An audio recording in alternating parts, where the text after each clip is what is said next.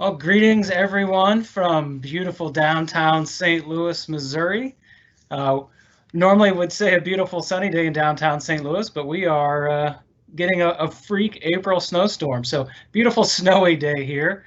I guess that's par for the course for the year that we're all used to. A lot of curveballs, a lot of changes, but hopefully wherever you're at, whether it's St. Louis or parts beyond, hopefully it's a beautiful day for you. So my name is Dave Finklang, and we are Anders CPAs and Advisors. On behalf of all of my business partners and all of our colleagues, we'd like to welcome you this afternoon to our webinar. And quite frankly, I've kind of lost track of how many webinars we've done the past year and probably how many webinars you've all attended the past year. I will say most of our webinars generally focus on kind of the traditional things you'd expect out of your CPA firm and advisory firm. We've talked a lot about tax planning this past year, a lot about the CARES Act and stimulus bills, tax credits, PPP loans, kind of the list goes on. All of those things are still relevant depending on the program. So there is plenty of information on our website if you have questions on those. But today we're excited to bring a little different topic to you. For those that joined us May of last year, you'll recognize our guest here in a moment. But our special guest presenter this afternoon is Dr. Chris Kuehl. We're going to be talking today more about the economy than tax planning and stimulus bills, all of which, of course, impact the economy. Back in May, when Chris first joined us, we were in a lot different landscape. Things were trending in a different direction than they are now. So in speaking with Chris and talking about today, I'm to expect, and I'm told, it's a little more positive conversation today around the economy than we've maybe all been used to the past year. So before I hand it over to Chris, just a few housekeeping notes. We are recording today, so certainly feel free to visit back at our website for a recording later on. We are going to be taking live Q&A. So on the drop down on your teams, you should see a Q&A box. Feel free to drop in questions throughout the afternoon, and we'll get those to Chris to get your questions answered. And with that, I'm definitely talking out of school if I try to talk about the economy, so I'm going to hand it right over to Chris. Chris, the floor is all yours. Thank you very much for joining us. Okay, very good. Thank you. Those of you who listened to me in May, I have to commend you for listening to me again, because pretty much everything we said in May turned out to be wrong. We were predicting all kinds of May rebound, and this is going to be over by the summer, and we're making progress, and it's all temporary. Well, in reference to the comments that Dave made at the beginning about the snowstorm in St. Louis, which we are sharing in Kansas City, there's a reason that economists are often compared to meteorologists. And as you see by our first slide, which is coming up next, my favorite definition of economics is the science of explaining why the predictions of yesterday didn't come true today. We were not sure what we were dealing with last year, and I can't honestly say that we really know what we're dealing with now. I mean, we are still in a kind of an unknown environment to a lot of degrees. So we'll talk a little bit about what we think is going to happen. We're going to talk a little bit about what could mess up those predictions, and hopefully leave you at least semi-well armed as far as the rest of the year is concerned. I will echo what Dave began with, which is we are looking a lot better than we did a year ago. I mean, a year ago, we were getting into this more and more deeply. The recession had started. We knew it was going to be pretty grim. And right now, we're expecting a lot of change in a more positive direction. However, there are the usual landmines. One has to be reminded that the job of an economist is to find the dark cloud behind every silver lining. So we'll talk about that as we go. Next slide, please.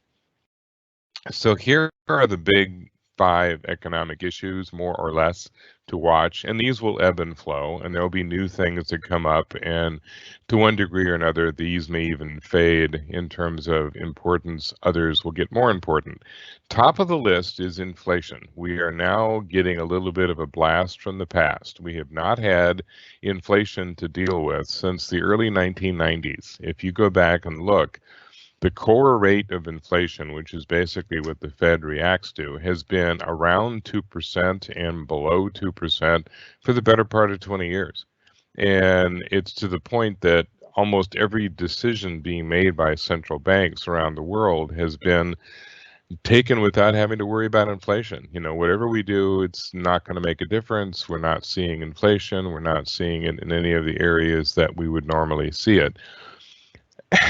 In reality, inflation is three things. There are three pillars as far as inflation is concerned. Number one, usually, is wage inflation, and this is often what's going to push inflation, but it hasn't been a factor for a long time, and there's a lot of reasons for that. Back in the 1950s, we developed a tool, we being economists, that we really liked, called the Phillips curve.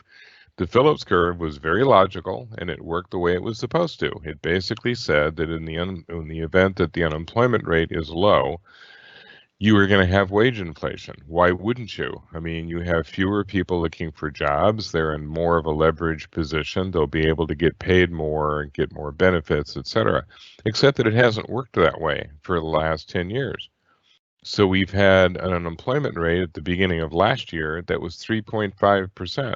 We should have had wage inflation when the rate was that low. We didn't. We don't have it now when the unemployment rate is 6%. So when it comes to that pillar of inflation, it's not playing a role except in certain industries. And there may be many of you in this industry these days, because if you're in manufacturing or construction or transportation, you're sitting there right now going, what do you mean there's no wage inflation? I'm having to pay guys more than ever to keep them and really pay through the nose to find the right ones that are properly trained. So that's the challenge, is that economy-wide, you still have lots of people looking for work, and they're sort of dragging the overall wages down. But if you're looking for people in specific areas that have specific skills, there are labor shortages, and that's when you get wage inflation in sectors.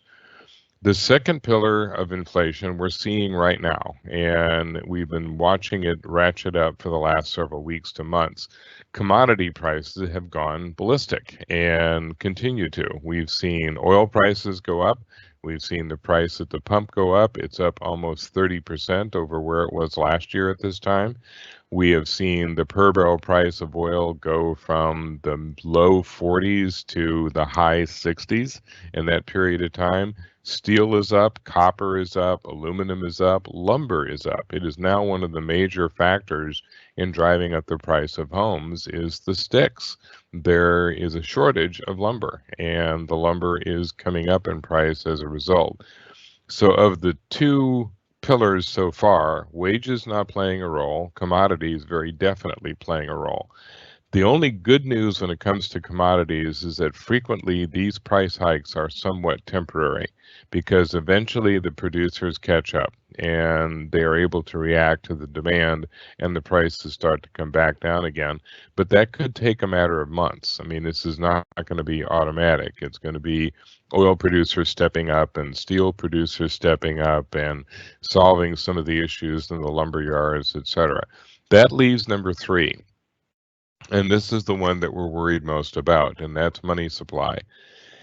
If there is more money available in the economy than it can really handle, you start to see prices going up because A, you're going to get shortages, you've got more demand than there is production, and you're going to have people with the money to pay those higher prices. The estimate right now is that there's an additional $5.4 trillion in global savings than normal. 5.4 trillion. So there is an incredible amount of money on the sidelines. And we knew this was going to be an issue. We knew as we were getting through the recession of last year, because we did what you normally do in a recession. And we, I mean everybody. Europe did it, we did it, Japan did it. I mean, there's not a country in the world that did not react to the recession in that traditional way. They tried to get money into the hands of the consumer, because that's what you do. You hope the consumer will spend your way out of a recession. But there was one fatal flaw. And this is something we noted last year, but didn't quite realize how serious it would get. Given that 65% of what consumers spend their money on is services, if you cut off the services at the same time that you give the consumer more money, what are they going to do with it? So we showered the consumer with money. Go out there, get us out of the recession, spend like mad. And they're like, on what? You shut down the restaurants, you shut down retail, you shut down sporting events, you shut down the golf courses, you shut down travel, you shut down cruises. Disney World is closed, everything is closed. The only people going to baseball games are little cardboard cutouts. What am I supposed to spend my money on? 65% of my spending was on services. And the higher up in the income level you are, the more you spend on services. If you're in the upper 25%, you spend 80% of your disposable income on services. You have all the things you want. You've got cars and boats. You bought those a long time ago. Now you pay people to do things for you. You go on trips, you go to resorts, you go to nice restaurants, you spend money on services. So we accumulated a lot of money. People had no choice but to save it. Now that money might start coming off the sidelines. Those services are opening up again. And when that happens, will we overwhelm the ability of the economy to provide what we want to buy? We don't know. We think that is going to happen, but we don't know to what extent. And that ties into the second thing, consumer behavior. We know demand is up, but how long? Is this just a burst of enthusiasm followed by more sober reactions later, or are we really in the mood to spend like mad?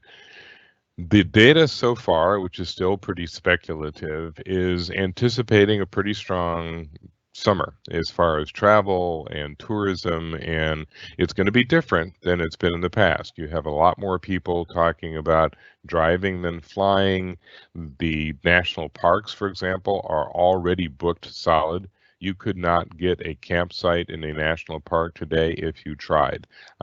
People are shying away from those traditional types of destinations that they used in the past and going for more isolation, more separation, etc. So we've changed a little bit how we vacation, but apparently we're planning to do a lot of it.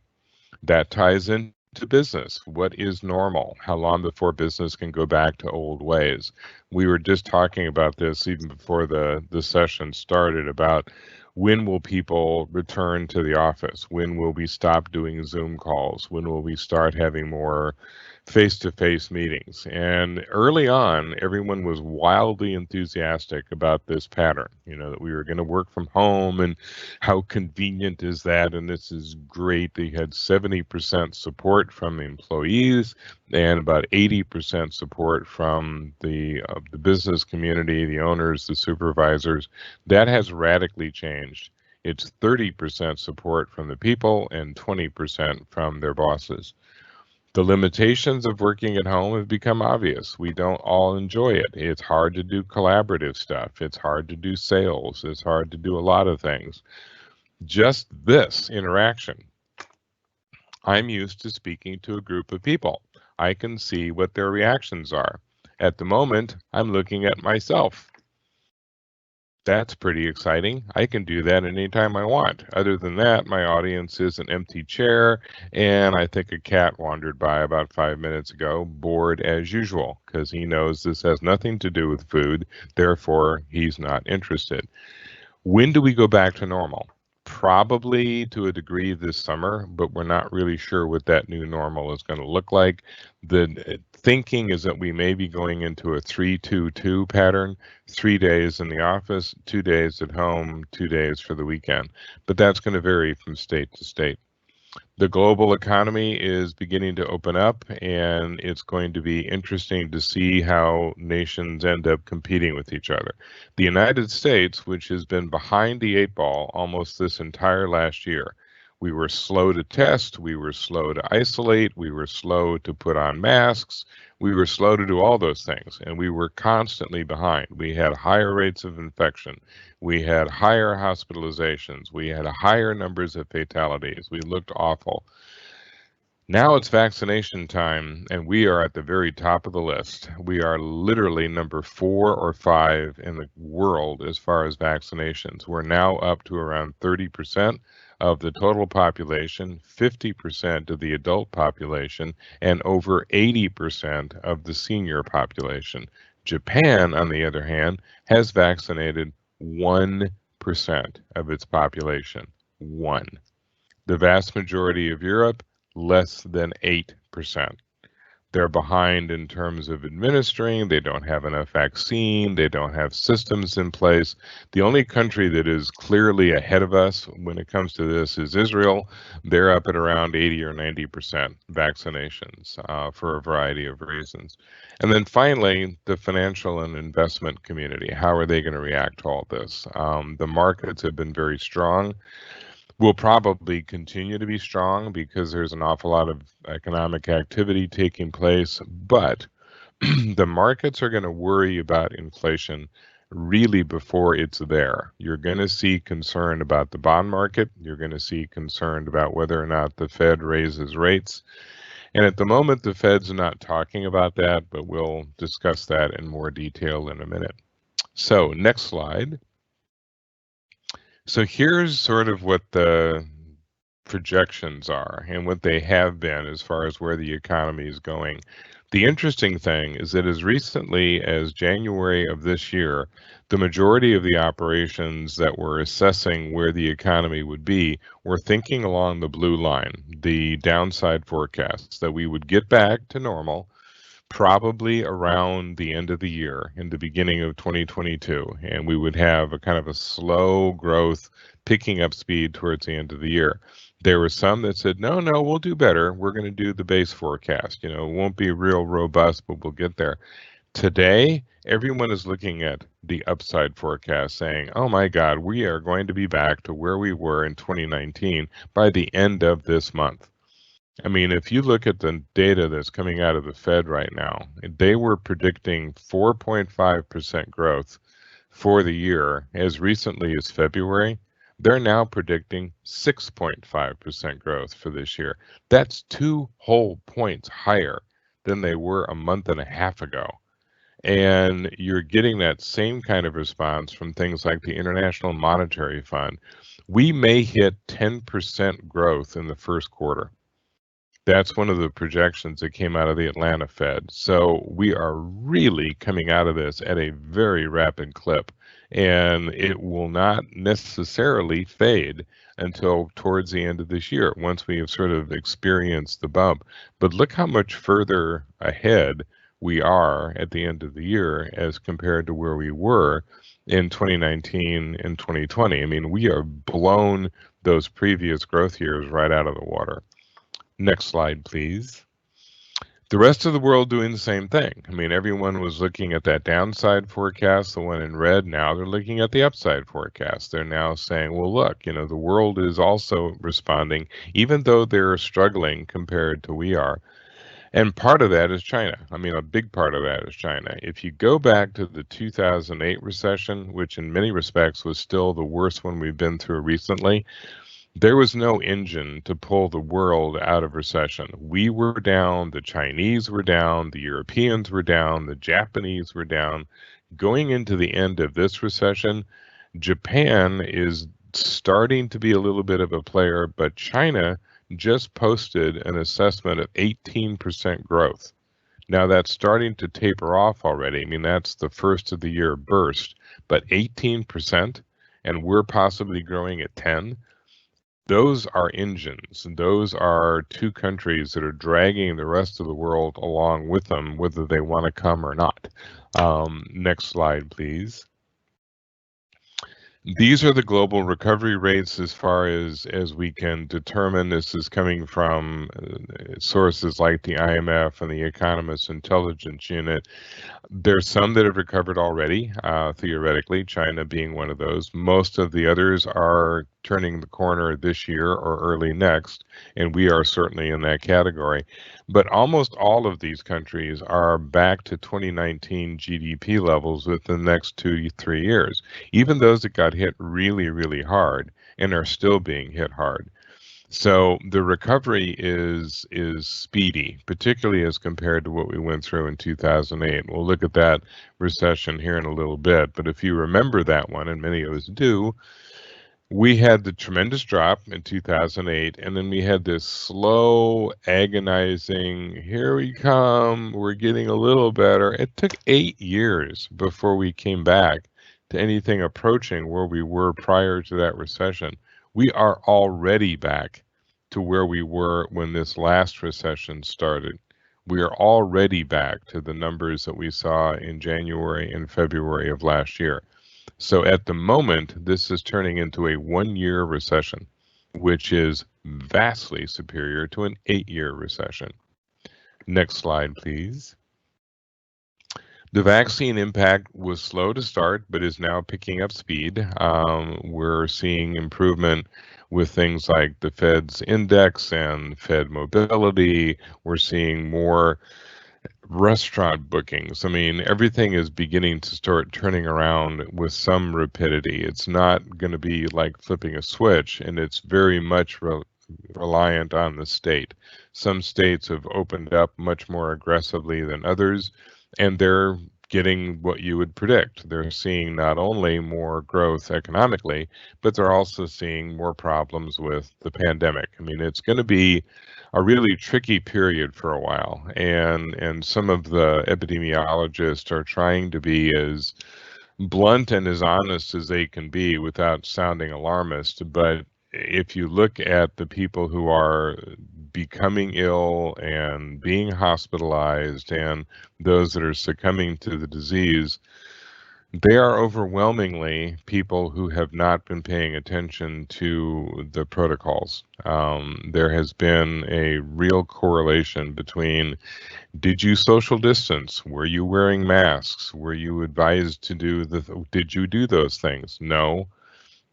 Okay, you seem to have acquired COVID-19. Did you get the vaccine when you were allowed to? No. Well, you now have COVID-19. So there's now becoming a relationship between those that took precautions and got the vaccines are more protected. Of course they are. That's the whole idea. But that separation will become more and more obvious as the year goes on. Next slide, please.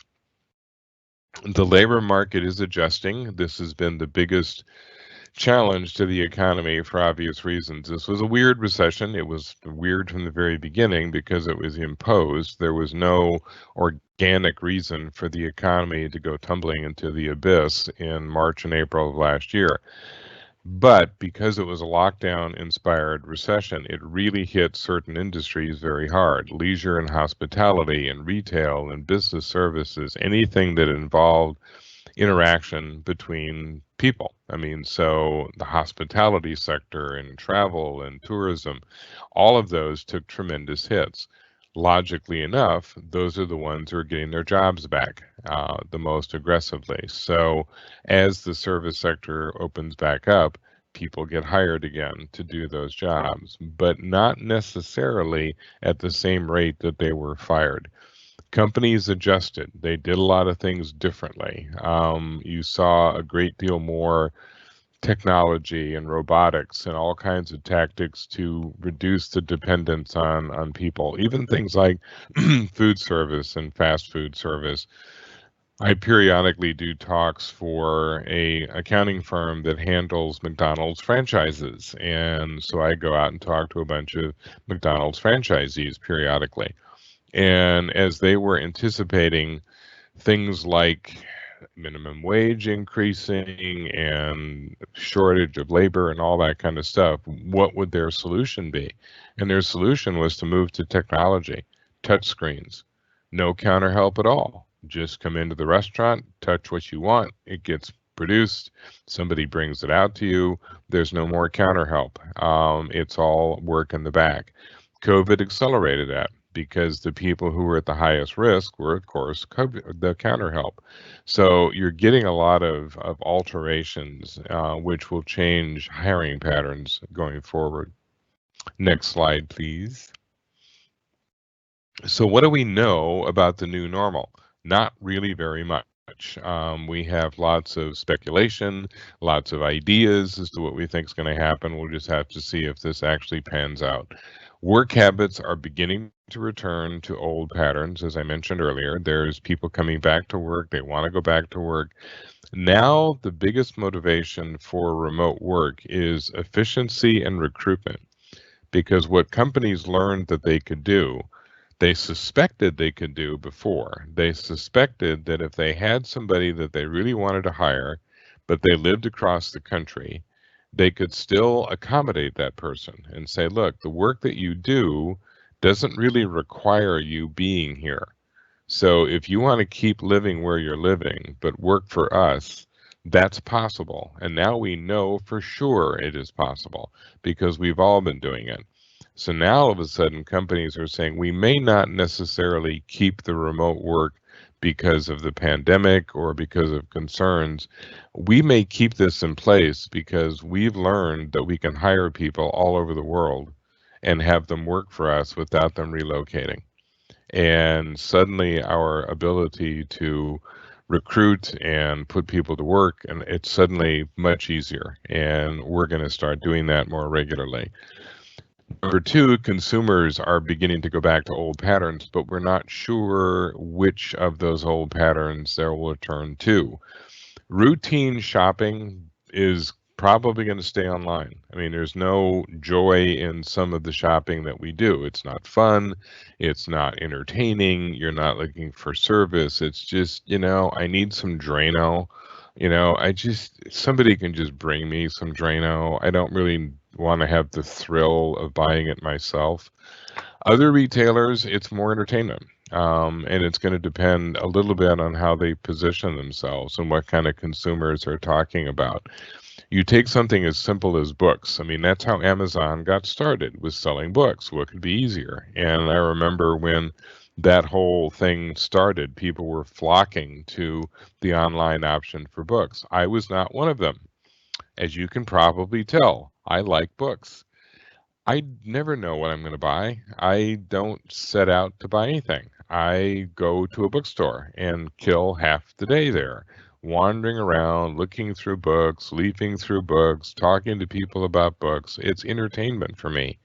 And I will walk out with half a dozen books that I had no intention of buying when I walked in, but it was like, oh, well, here's a history of the Peloponnesian Wars for $10. Why not? That kind of shopper will go back to the brick and mortar and will continue to avoid the online. But there's a lot of other things that we will be still doing online, and we're going to have to figure out where that kind of dividing line is, whether we want service, whether we want entertainment, whether we just want efficiency. Education is going to go back to normal pretty quickly because we've learned that educating in a virtual environment is not very effective. It can do some things very well, but part of the challenge is that education is always challenged by all the different ways that people learn. Once upon a time, I was a professor, and one of the things I tried to figure out was how people learned. And I was shocked and horrified to a degree to learn that most people do not learn the way we teach at university. I mean, it's the sage on the stage. It's somebody droning away at you. I used to think the definition of a professor was somebody who talked in someone else's sleep. It's not interactive, it's not collaborative, it's not social. 25% of the population is kinetic learners. They learn with their hands. These are the people who become mechanics and engineers and people who can run complicated machines. They don't learn that in a lecture. You don't lecture to somebody about how to run a laser cutter. You've got to run a laser cutter and figure out how it works. That kind of learning can't go virtual. I ran across some of the most comical adjustments to the learning environment last year. One that just absolutely, just the people that were describing it to me almost couldn't keep a straight face. They have a program teaching people how to be linemen. So very lucrative job, lots of demand, lots of opportunity, lots of people want to get into this, but they couldn't have live classes. So they were trying to teach people how to be a lineman virtually. And the problem, they said, is that even under normal circumstances, they learned that a good 20% of the people who sign up to get a job as a lineman and to be trained as a lineman turn out to be afraid of heights. Probably not a good career choice for somebody who is afraid of heights. But how do you learn that in a virtual environment? Does your avatar also have a fear of heights? So your avatar goes up the pole, panics, falls off the pole, and you know that you can't be a lineman. There are just things that, don't lend themselves well to the virtual world. Entertainment and travel are going to be high priority issues. Are people going to go back to those patterns? They will, but maybe some changes. Maybe they don't fly as much. AAA has already noticed that people used to say that if the distance was more or less rather than 200 miles, they would drive rather than fly. Now people are asserting that if it's less than 700 miles, they will drive rather than fly. So all of a sudden, people are saying that if I'm within 700 miles of a destination, I'll drive, which is going to have an impact on the airlines. So we're going to be watching people all summer trying to figure out what they do. Next slide, please. So big differences in just a year. Construction was expected to kind of flatten out on the residential side. Probably consistency with non-residential. Already there has been a radical split in terms of projected growth. Now we're looking at residential really taking off through this year into next, and non-residential really falling off. The office building demand is not there. You are seeing growth in things like warehousing and distribution centers, but a lot of the sort of driver for the commercial sector, the office building, now kind of in question. We don't know if people are going to return to those in the same numbers as they did before. And then the non-building infrastructure, that's all going to depend on what happens with infrastructure bills. This thing is massive. The one that has been proposed, around 680 billion of it is traditional infrastructure.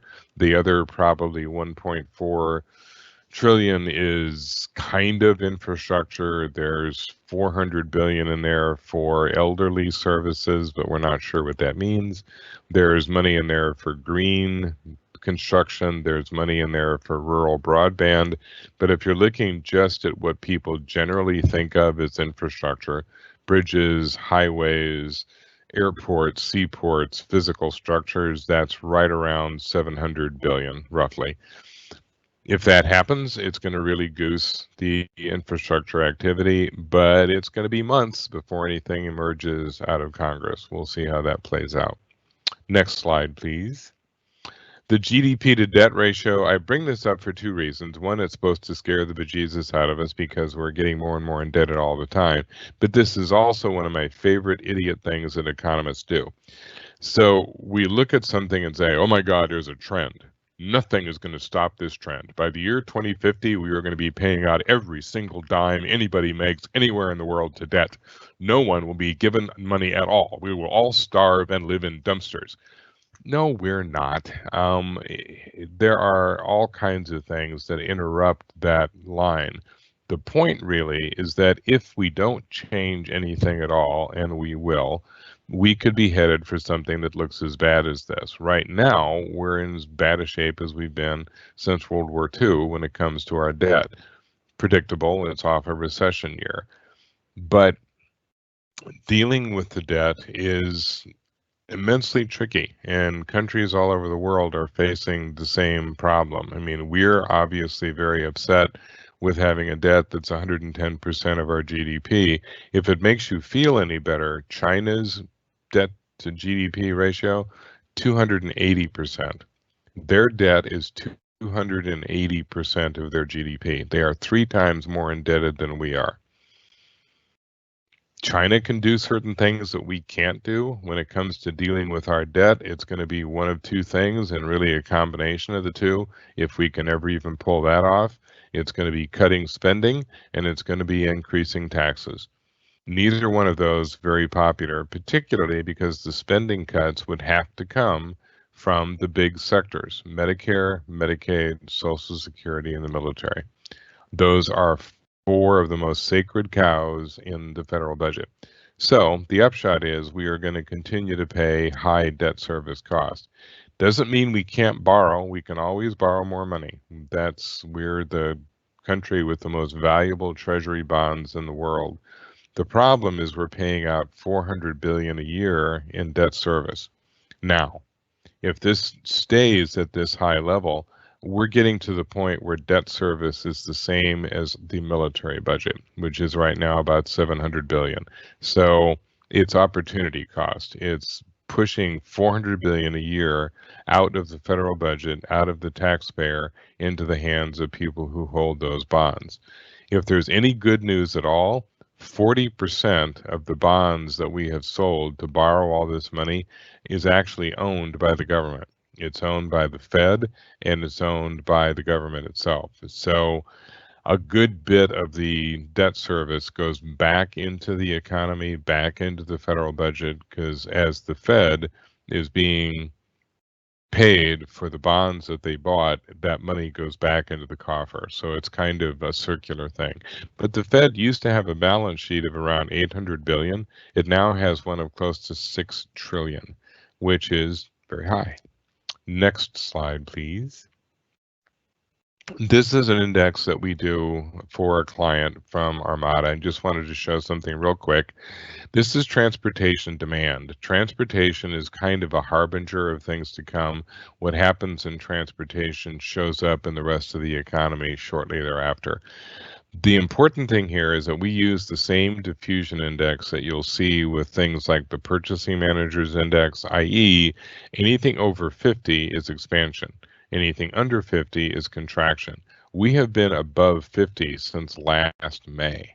So transportation has continued to show some growth and is now in the 60s.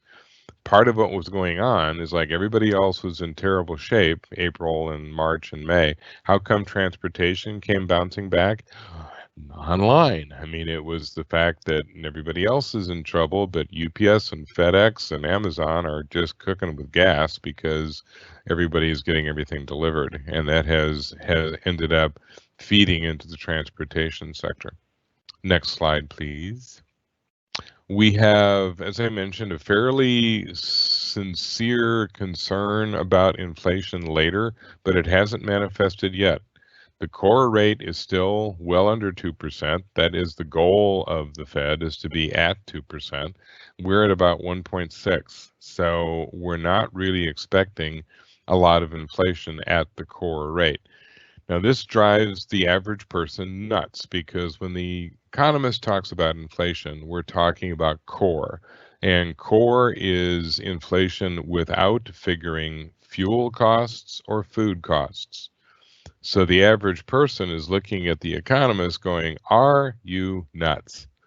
The single biggest expenditures in my household outside of house payments and car payments is what I pay for gas and what I pay at the grocery store. How can you not count those and then tell me we don't have inflation? It's like, well, that's real inflation as opposed to core. We don't count it in core because the important thing with inflation numbers is you want to be able to compare them quarter to quarter, year to year. With really volatile prices like you get with food and fuel, it becomes really hard to figure out how to compare. So because those prices mess up our models, we don't count them. We do, however, look at real inflation, and we point out that there are differences between real and core. The real inflation rate has been up around 3.5%, 4%. So we're definitely seeing it, but it hasn't percolated at this point into core, and core is what the Fed will pay attention to. And specifically, what they're interested in is that second of the two, the CPI. The first of the two, personal consumption expenditure. We don't see as much attention paid to the consumer price index or the producer price index because of the way they're formulated. They're a basket of goods. In order to get the consumer price index, you have this mythical basket of goods that the average person buys. So a determination is made that the average family of four is going to buy milk and eggs and bread, and they're going to buy this much of this and this much of that. And so we'll see what the difference in toothpaste cost was between month 1 and month 2. That works, except that we don't really have an average consumer anymore. We've known for years that the average baby boomer buys a lot differently than the average millennial. And the millennial is like, well, I don't have a car, and I just use Uber and mass transit, so I don't even have any fuel costs. And the boomer is like, well, I don't buy apps, and I don't pay for Uber rides. So the packages don't make as much sense as they used to. The personal consumption expenditure is more accurate, but it's an after the fact reading. You have to wait until it actually happens. So it always lags.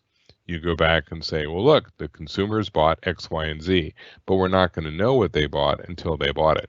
And so even today, we're looking at PCE numbers that are at least a month old, and makes it a little bit harder to go in a forecast direction. Next slide, please. Oil prices have gone up. We've seen that happen, but they're not likely to stay high. Part of what's been driving what's happening with oil is just the fact that oil is the classic inelastic good, which is an economic term that simply means that it is not price sensitive.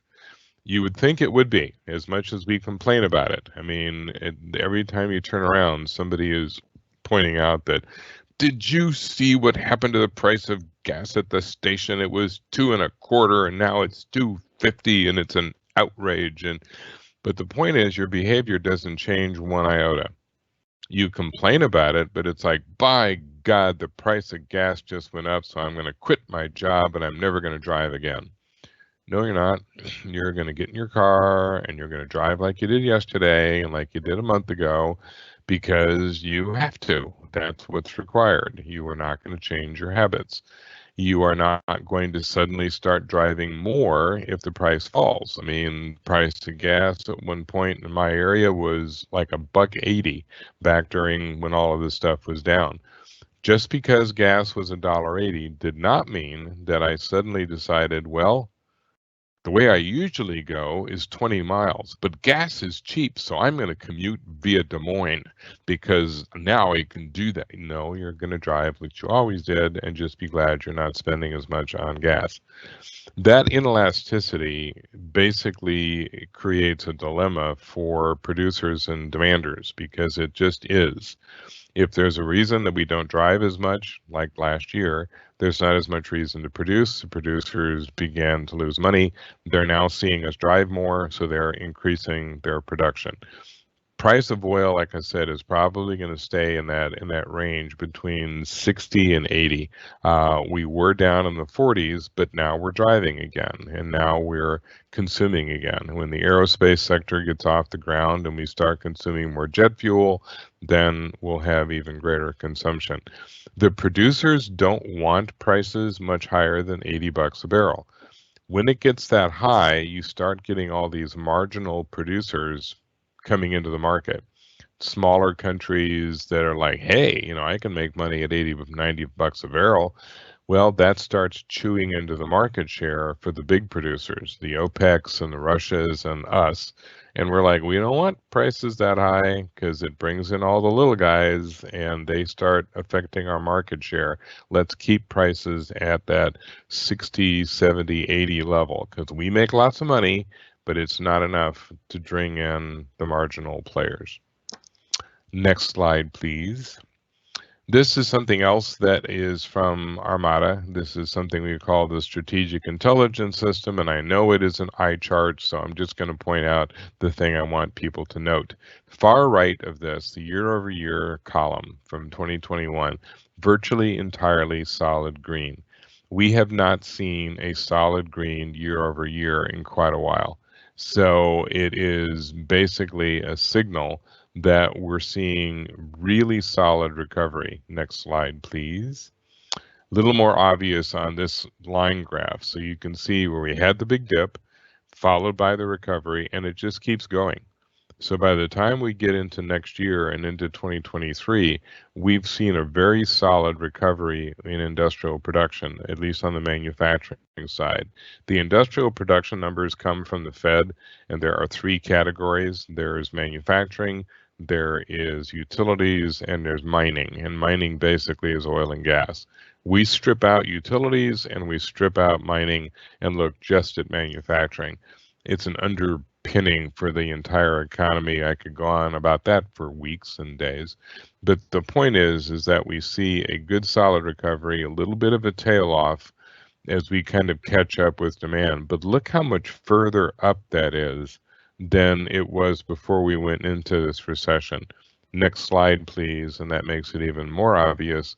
This graph on the left, I mentioned earlier that the 2008 recession was miserable because we went down and took forever to get back. We never did get back to where we were in 2007.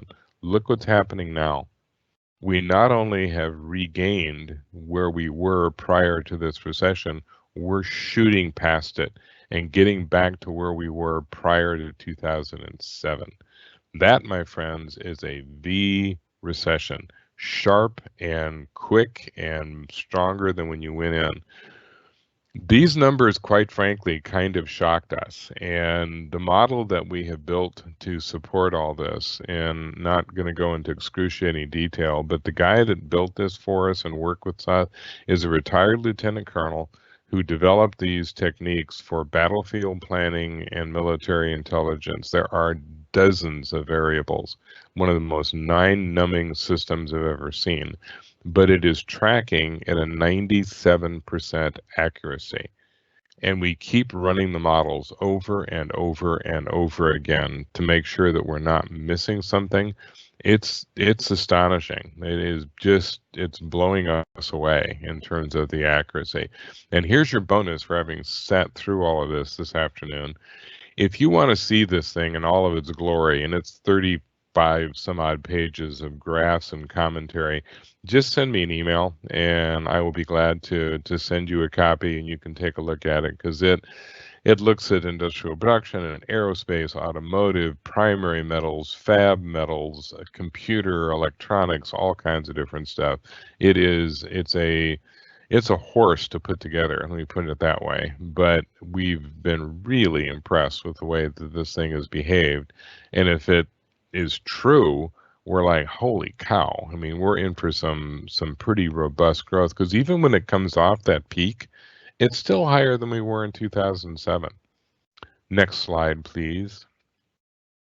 So service sector has made a recovery. That's important. The Purchasing Managers Index does a manufacturing sector and a service sector. Manufacturing kind of played its normal role, but services crashed. They're now way back, getting numbers up into the 60s. That's better than we've seen in 10 years. So the service sector has definitely responded. The consumer is doing their best to get back out there and spend, which may not be great news for manufacturers because we'll be buying a little less in the way of stuff. Next slide, please. Credit Managers Index, you may remember this from last May. I do this for the National Association for Credit Management. Not going to go into laborious detail either, except that we have the same 50 plus is good, 50 minus is bad, and by the time we got to March, things were trending back where we wanted them to be.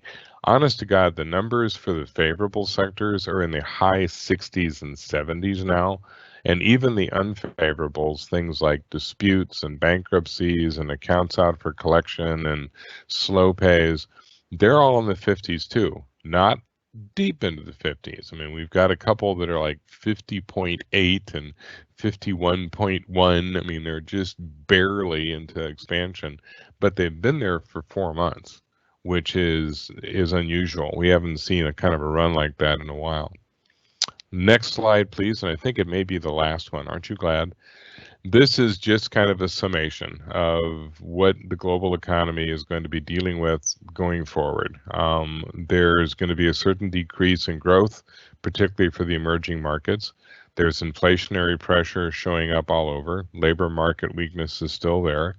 Monetary policy is stressed. There's not a lot of room to work. With the rates as low as they are, there's nowhere to go but up, and nobody wants to push them up right now.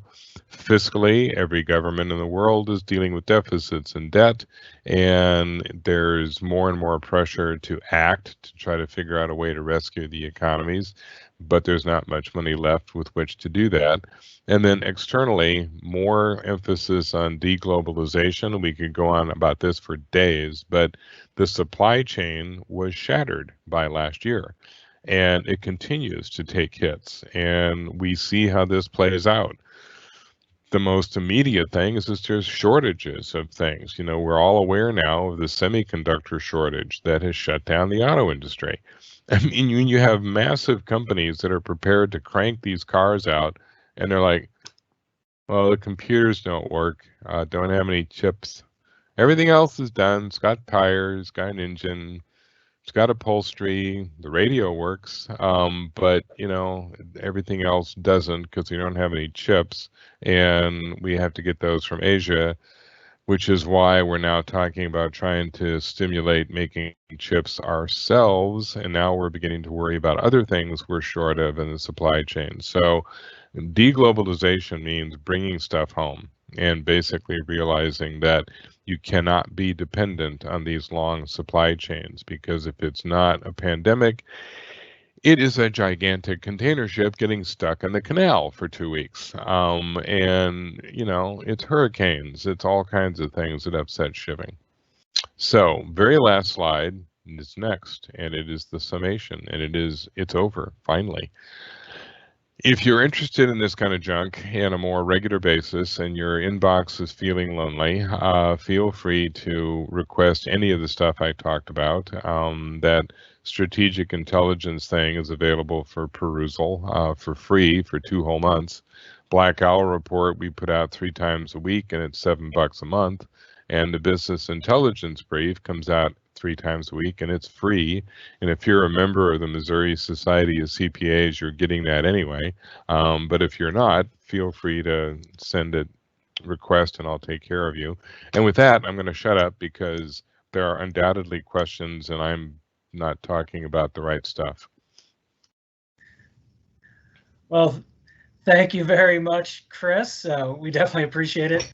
And you know, I, for one, I knew going into this presentation from talking with you that it was going to be a more positive outlook than last time we talked. And I'm even more impressed than I thought in terms of the outlook. Your slide in terms of where we could be at the end of April or end of May compared to 2019 is you know, downright optimistic.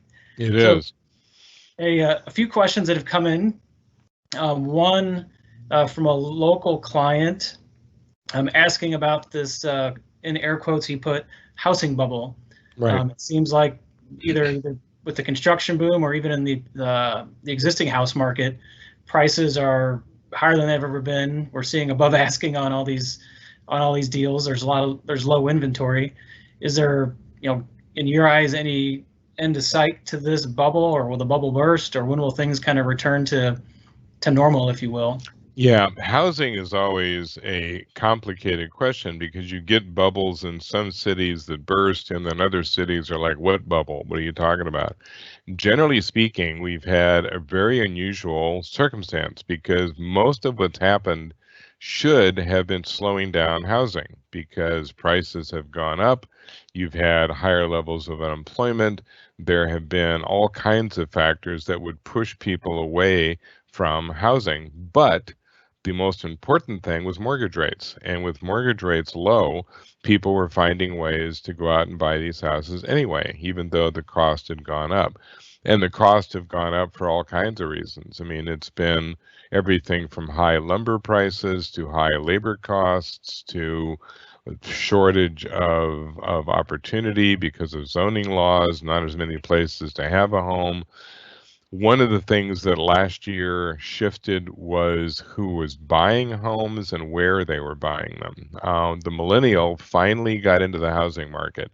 They hadn't been for a long time. And two things were driving that. One, which was happening even before COVID, is that millennials were now, at least the older ones, were in their 30s and they now had families. And nothing convinces you to have a home in the suburbs more than children. Living in a loft with children just is my definition of the fourth circle of hell. So people were looking for that opportunity. Then you have the whole pandemic issue, which was driving movement all over the country. People who were stuck in their small apartments and lofts and homes were like, "Yeah, I've got to get out of here. I'm going to live outside the congested city. I'm going to move to the exurbs, move to the rural areas because I can. I can work remotely," all kinds of different motivators. So, short answer to the question, there are going to be some bubble bursts, particularly in places that have been really hot, the Austins, the Nashvilles, even to a certain extent the Pacific Northwest. Other communities are still going to continue to grow because they're still dealing with housing shortages.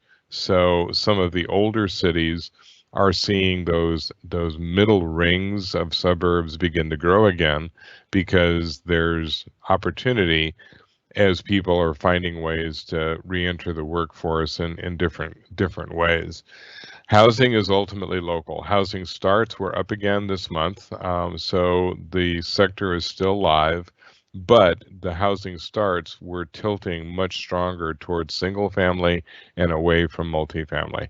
So that, in some respects, is a bit of a signal. What will really cause the burst is when mortgage rates start to go back up.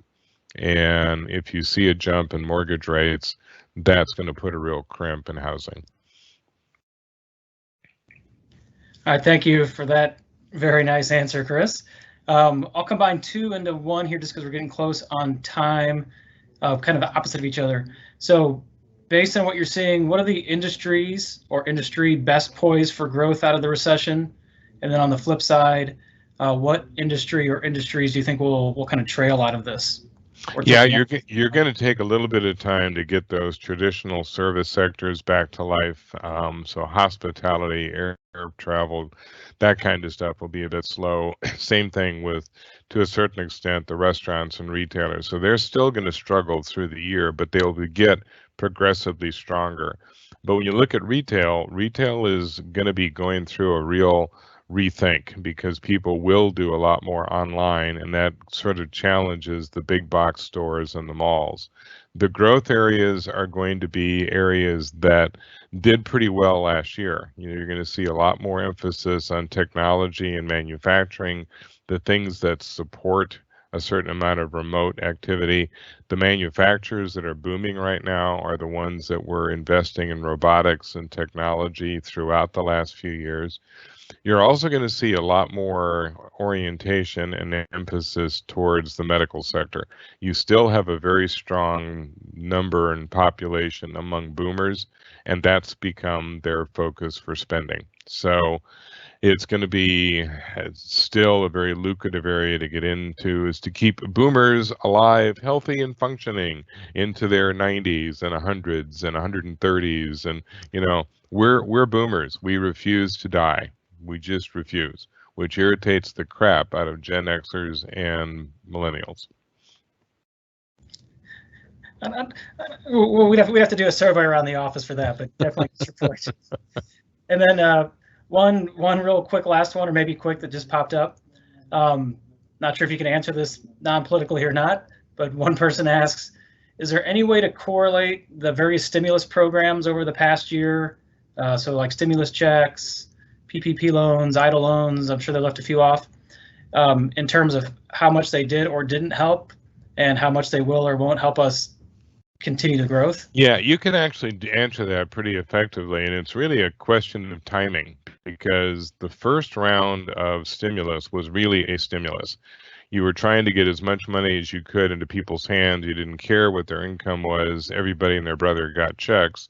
The problem was is that they were not able to spend it as quickly as they would have liked to because everything was shut down. The second round of stimulus was a lot more of a rescue, and it was oriented towards people who had been affected by the recession, didn't have quite the economic push that one got from the first one. The challenge with both the stimulus efforts is that you ultimately have to depend on the consumer to do something with that money. And the challenge is getting that money to go in the right direction. Early on, it was fairly ineffective because we didn't have the options to spend on that we normally did, so we ended up buying a lot more stuff. Now we're sitting on these massive collections of savings plus some more stimulus.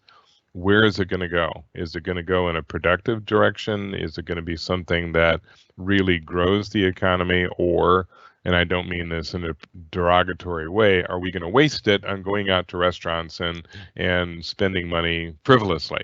You know, it's the same old thing. It's like you can spend money in a lot of different ways.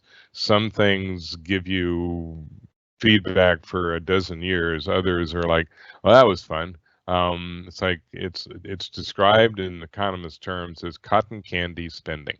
It doesn't last very long. Understand completely. So with that, we're right at time. So thank you again to our special guest, Chris. Both his contact information, my contact information is on the slide. His is immensely more valuable than mine on this webinar. So as he referenced, feel free to reach out to him. I would be remiss if I didn't mention here at the very end, for those questions that are around some of the stimulus programs we've talked about in the past, be it PPP loans, EIDL loans, the ERTC credit, the kind of list goes on. Feel free to visit our COVID-19 Resource Center because all of those resources are out there. We're here to answer your questions. Chris is here to answer your questions on the economy. And with that, still snowing a little bit out there, so enjoy the rest of your day, whether it's snowing or sunny or in between where you're at. Thanks everybody for joining us. Thanks.